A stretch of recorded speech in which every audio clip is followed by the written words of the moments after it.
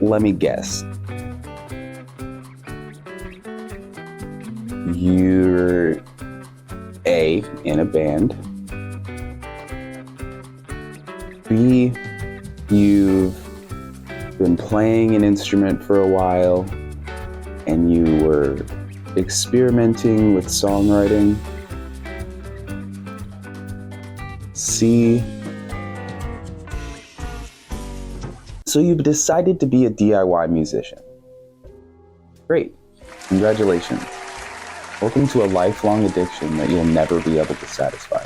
Hey yo, what the fuck? Recording music at home can be a rewarding and creative process. To get started, you'll need some essential equipment and software. Here are 5 crucial things that you'll need to record music at home. This is really secret, all right? Some would call it sacred. So, come in, get a little closer. Get a little bit closer. This first one's super important, all right? Number 1, computer. Okay, this one's obviously a no-brainer, but you'll need a computer or laptop with sufficient processing power and storage capability to handle digital audio recording and editing software. Both Windows and Mac systems are pretty much commonly used for this. I think that sometimes a MacBook might not be that great. This is a little bit farther down the line, and I think that if you're kind of just trying to record music at home, you'll be fine if you have like a MacBook even, or any sort of laptop or desktop really. A little bit more importantly though, you're gonna need an audio interface. All prefab computers are gonna come with like a built-in audio interface, but the quality is just not gonna be good enough for recording audio at a professional level. So I would at least invest in some sort of external audio interface. I know that anything from Scarlett is pretty good. They make like a super cheap one. I'll link that down in the description. That's the one I use at home. But basically, if you're not familiar with what an interface is, it basically converts analog audio signals into digital data that your computer can process. Basically, it's just a way to input a microphone into a computer. Most of them are pretty like modern and up to date now. You basically just need like a USB-C cable to plug it into your computer, but the only thing you should really look out for, depending on what you want to do, is like the amount of input and outputs that the interface has. I know that basically a 2-channel audio interface is pretty much good for any home recording if you're not recording like drums or multiple people, or you know, like maybe really dynamic guitar, but that's like, again, super far down the line. And honestly, if you're recording at home, I think you should be able to figure out how to do that with 1 or 2 microphones anyways. Kind of a subtle flex. Speaking of microphones, depending on your recording needs, you may require different types of microphones. You might use a dynamic, condenser, ribbon microphone. A good starting point is a versatile condenser microphone. It can basically cover all grounds for anything that you're doing in a bedroom. Microphones also are pretty modern as well, and you can get a pretty decent sound out of a pretty cheap mic. I use an Audio-Technica condenser microphone, and it's like $100. Gets the job done pretty well. All right, so that covers basically like all of the aspects of like sound going into your computer. Obviously, you need to be able to hear it as well.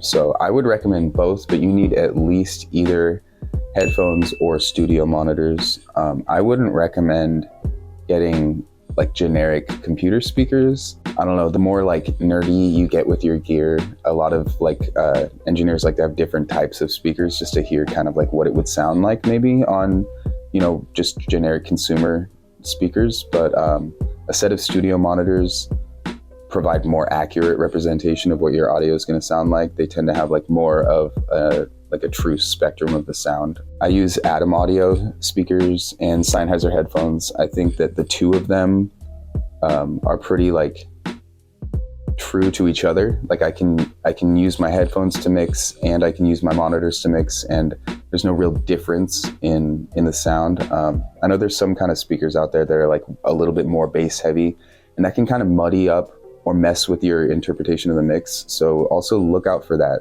All right, and the last thing you need, and definitely the most important in my opinion, is your DAW.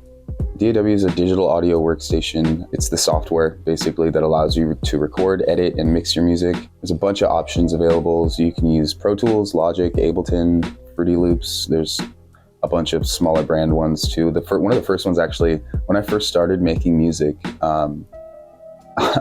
I admittedly, this was a while back, and this was during the Wild West of the internet, but I pirated a version of this program called Acoustic Mixcraft off of LimeWire, and I ran that thing into the ground for some of my first demos. And I think I only had like 4 tracks because it was like the demo version. That's the only thing I could get. Like, I don't even think I truly pirated it. I just like seeded the download off of LimeWire, but it was enough to get the job done. And I was doing stuff, honestly, because I had to like work around little things that you couldn't do in the demo that I didn't even know I was learning. Like, we'll get into this later, maybe in a different video, but like bussing and summing tracks, I was learning how to do stuff like that just because I like only had 4 tracks to work with. So there's a bunch of other ones too that like are free and available, but those are, you know, the main ones. I would suggest either using